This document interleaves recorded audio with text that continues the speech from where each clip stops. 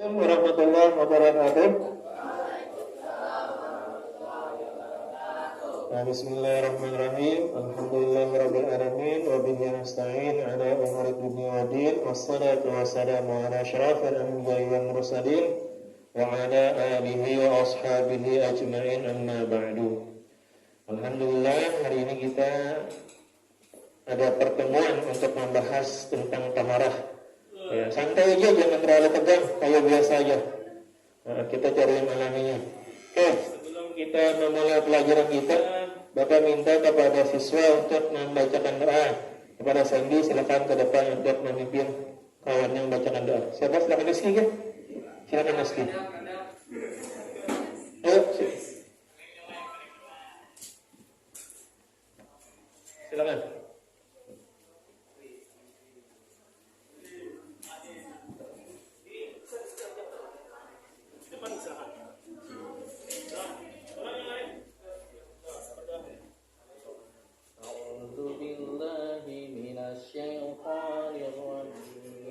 Bismillahirrahmanirrahim. Alhamdulillahi rabbil alamin. Raditu billahi rabba wa bil islami dina wa bi Muhammadin nabiyya wa rasula. Rabbi zidni ilma warzuqni fahma. Allahumma iftah lana hikmatan وانشر علينا رحمتك من خزائن رحمتك يا أرحم الراحمين ربنا آتنا في الدنيا حسنة وفي الآخرة حسنة وقنا عذاب النار والحمد لله رب العالمين. Terima kasih Rizky telah membacakan doa. Kita lanjut ke pembahasan kita hari ini tentang taharah. Oke, taharah itu apa sih? Ada yang tahu sebelumnya taharah itu apa? Tentang bersuci. Ini sudah siswa laki-laki, sekarang perempuan. Bebas saja.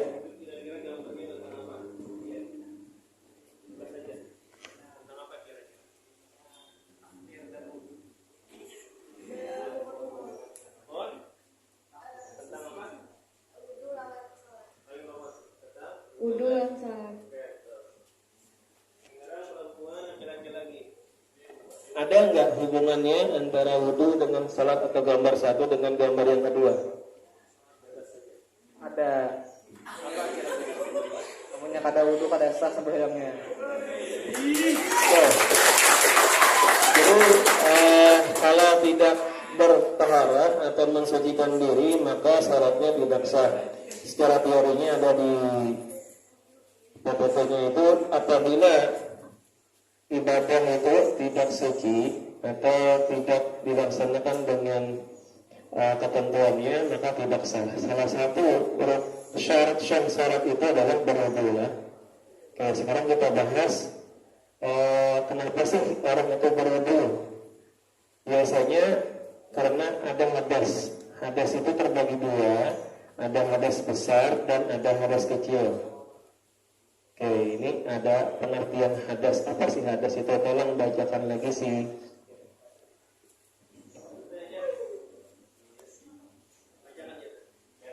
Istilah al-hadas dalam bahasa Arab berarti sesuatu yang baru. Maksudnya sesuatu yang sebelumnya tidak ada kemudian menjadi ada. Sedangkan secara istilah, hadas adalah keadaan tidak suci pada orang yang telah balik dan berakal sehat.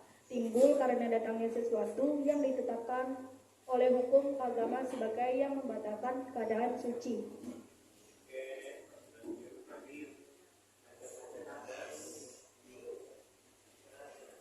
Ada macam-macam hadas sebagai berikut. Yang pertama, hadas besar. Hadas besar ialah keadaan seseorang tidak suci dan supaya ia menjadi suci, maka ia harus mandi atau jika tidak ada air atau berhalangan dengan tayamum. Yang kedua, hadas kecil. Hadas kecil ialah keadaan seseorang tidak suci dan supaya ia suci, maka ia harus wudu atau jika tidak ada air atau halangan dengan tayamum. Oke. Jadi Bapak lupa untuk absensi hari ini. Yang tidak hadir ada berapa orang? Ada 5 orang ya. Ilham, satu lagi? Rehan, satu lagi? Abi sama Oke. Kalau sakit mudahan kita doakan cepat sembuh lah. Nah terus Oke, sebelum ke najis, Bapak kasih tugas dulu ke kelompok 1, kelompok 1 lagi. Ke kelompok 3, tadi kan sudah Bapak kasihkan gambar. Nah, kalian urut aja atau kalian klasifikasi aja mana sih bagian bukan kelompok 3 sih. Ini tentang hadis ini berarti tentang berwudu ya. Kelompok 1, 2 laki-laki juga untuk mengurutkan bagaimana tata cara berwudu itu lah. Tadi gambar tadi sudah Bapak bagikan, nanti diurutkan. Setelah itu ke depan presentasikan. Oke, kita lanjut lagi ke najis. Nih najis ini punya kelompok 3 nanti.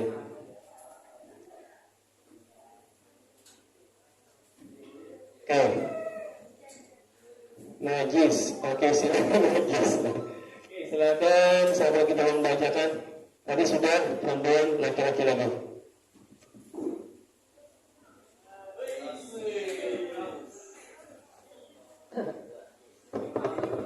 Dua najis. Pengertian najis adalah bentuk kotoran yang setiap muslim diwajibkan untuk membersihkannya darinya atau mencuci bagian yang terkena olehnya. Mengenai hal ini, Allah Subhanahu wa taala telah berfirman, sesungguhnya orang yang bertobat dan menyukai orang-orang yang mensucikan diri. Rasulullah SAW bersabda,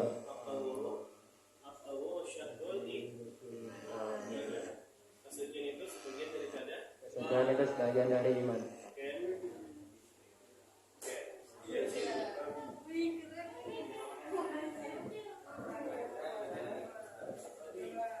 Kita kembali ke berulang. Nah, najis itu adalah kotoran. Kalau ada sedikit keadaan sarang karena dia bisa mimpi untuk hadas besar atau perempuan haid. Kalau laki-lakinya biasanya mimpi lah. Nah, kalau hadas kecil itu habis buang air kecil besar atau dipersentuhnya antara buang laki-laki dengan perempuan. Kalau najis itu bentuknya. Najis itu seorang muslim itu harus menghilangkan kotoran yang ada di tubuhnya, pakaiannya, dan tempatnya. Nah, jadi syarat untuk menghilangkannya itu juga harus hilang bendanya, hilang baunya, hilang rasanya. Jadi sesuai dengan firman Allah Subhanahu wa taala pada surah Al-Baqarah ayat 222, sesungguhnya Allah menyukai orang-orang yang bertaubat dan menyukai orang-orang yang mensucikan diri. Ini biasanya doa kita setelah selesai berwudu. Oke, tolong bacakan meski doa setelah selesai berwudunya. Bismillahirrahmanirrahim. Asyhadu an la ilaha illallah wahdahu la syarika lah. Asyhadu anna Muhammadan abduhu wa rasuluh. Allahumma ja'alni minat tawwabin wa ja'alni minal mutatahhirin wa ja'alni minas shalihin. Ini doanya tadi Allahumma ja'alni minat tawwabin. Ya Allah, jadikanlah aku hamba-hambamu yang bertobat. Terus tadi waja'alni Allahumma ja'alni minat tawwabin waja'alni minal mutatahhirin, daripada hamba-hamba engkau yang suci lah. Terus waja'alni min ibadikas salihin, dan daripada hamba-hamba engkau yang saleh. Kenapa minta yang saleh? Karena saleh ini sesuai dengan doa kita, ihdinas siratal mustaqim, tunjukilah jalan yang lurus. Jalan seperti apa? Siratal ladzina an'amta 'alaihim ghairil maghdubi 'alaihim waladdallin. Jalan yang lurus yang engkau beri nikmat. Yang diberi nikmat itu jalannya para anbiya, para rasul, para siddiqin, para syuhada, siddiqin dan salihin. Kita untuk mencapai salihin ini insyaallah bisa semuanya. Kalau mencapai siddiqin ini beratnya luar biasa. Ini biasanya maqam para sahabat seperti Abu Bakar As-Siddiq.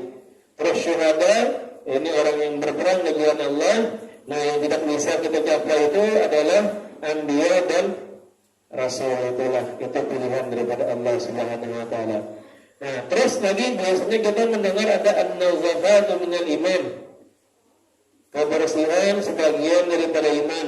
Tapi di sini kenapa Bapak masukkan at-tawuru syatrul iman? Karena an-nazafah itu kebersihan.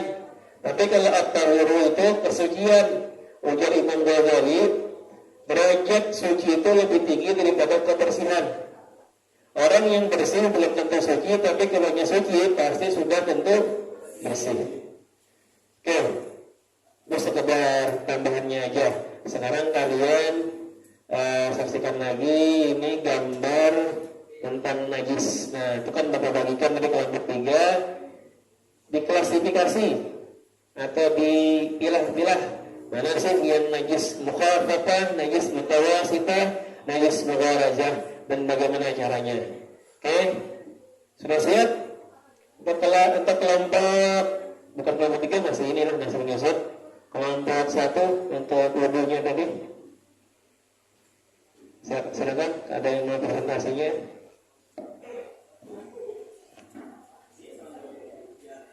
Assalamualaikum warahmatullahi wabarakatuh. Saya di sini disuruh menunjukkan gambar dan mempresentasikan gambar. Gambar yang pertama, mencuci kedua tangan. Gambar yang kedua,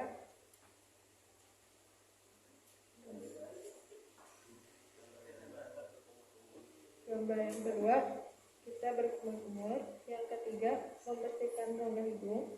Yang keempat, membasuh wajah. Yang kelima, membasuh kedua tangan. Yang keenam, membasuh sebagian rambut. Yang ketujuh, membasuh kedua telinga. Dan yang terakhir, mencuci kedua kaki. Oke, itu tadi penjelasan dari teman kalian kelompok 1 yang diwakili oleh Azizah tentang tata cara berwudu lah. Ada pertama mungkin nanti kita bagi lagi, ada niat, ada syaratnya, ada rukunnya. Nah, niat itu bagian daripada rukun lah. Nah, tadi urutannya secara yang ada di gambar. Oke, ada pertanyaan dulu untuk kelompok 2, kelompok 1. Kalau tidak ada, kita lanjut ke kelompok 2 tentang wudu juga. Siapa kira-kira yang sudah siap mempresentasikannya tentang wudu? Tanyakan aja kalau yang memang sesuai dengan pelajaran lah. Jadi jangan coba, ini kan sudah kelas 9, sudah ya nih. Nanti kalau sudah lulus nanti jangan sampai di sekolah lanjutan tuh malu bertanya. Jadi beda lah kalau kita di pondok itu, kita jangan tertuju mengikiran, jangan tertuju mengeritik perguruan, karena itu ada terhadap perguruan itu di pesantren. Tapi kalau kita di akademisi, kalau kita di sekolahan atau di kampus nanti yang tidak ada itu, gurunya menjelaskan, gurunya diam aja tuh. Itu tidak ada penghargaan terhadap gurunya, tidak ada perhatian. Jadi kita tempatkan diri kita. Maka waktu di pesantren, ketika guru menjelaskan, mengikut.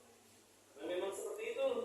Tapi ketika di kampus, dosen menjelaskan, langsung kita disuruh bertanya tuh, langsung bertanya untuk apa orang tuh sebagai perhatian kita terhadap apa yang dijelaskan sini itulah. Jadi jangan lupa lah, Pak, masa ini kayak pertanyaannya nggak ada bobot, jangan dikatakan ada bobot. Mungkin yang penting bertanya itu sudah luar biasa lah. Jadi itu usahakan nanti kalau sudah lulus sanawiyah jangan sampai tampil di depan. Bapak juga seperti kalian juga dulu kan. Kita itu kalau sudah disuruh ke depan, groginya. Padahal karena kata biasa aja. Coba dibiasakan. Yang lain gugup, yang lain kan gugup biasanya. Ya santai aja. Nanti disuruh apa, ya terus maju ke depan lah. Oke. Untuk mempersingkat waktu sudah jam 9.30. Mungkin kita langsung aja ke tentang najis. Lakian mau menjelaskan dulu Pak tentang tadi wudunya. Kalau tidak langsung aja ke tentang najis tadi. Mana lagi? Atau nanti pertemuan berikutnya lah. Bapak sesuaikan lagi supaya lebih sistematis. Oke, untuk kelompok 3 siapa kira-kira yang mau presentasikan, silakan.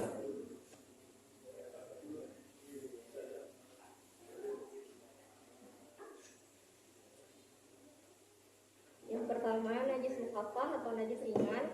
Contohnya, air kencing kanak-kanak laki berusia kurang 2 tahun. Cara bersucinya hanya percikan air ke atas najis tersebut. Yang kedua, najis mutawasitah atau pertengahan.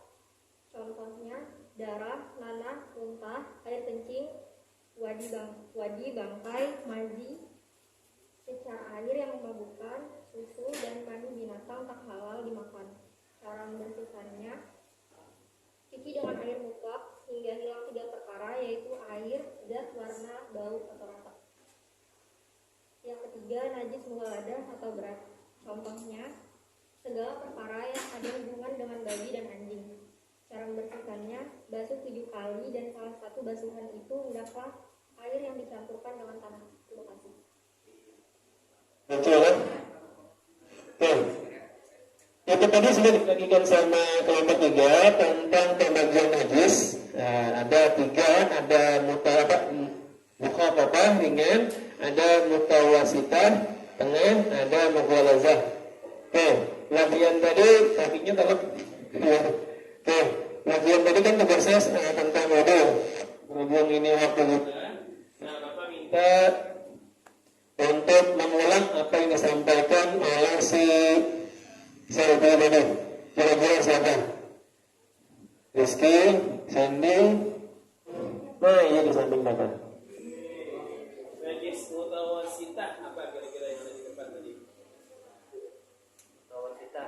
Ya, yang di tengah-tengah. Apa kira-kira?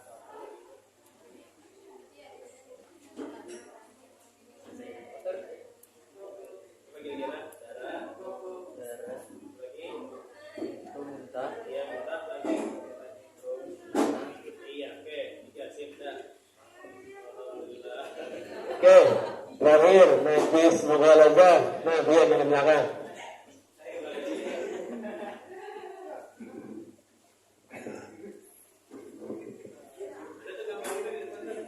Ya, itu apa? Anjing dengan babi. Anjing dan Babi. ya sip. Nunjuknya jangan ketahuan lah. Jadi anjing dan babi itu najis mughalazah. Jadi harus mensucikannya itu dengan cara membersihkan 7 kali dengan air.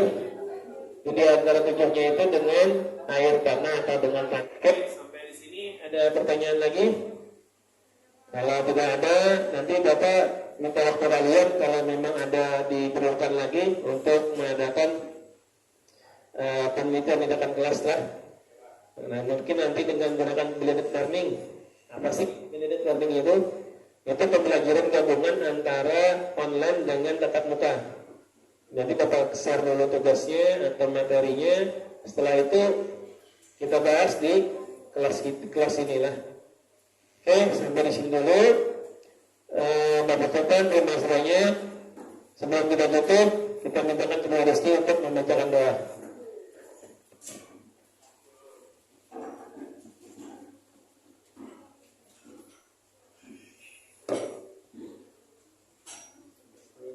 Bismillahirrahmanirrahim.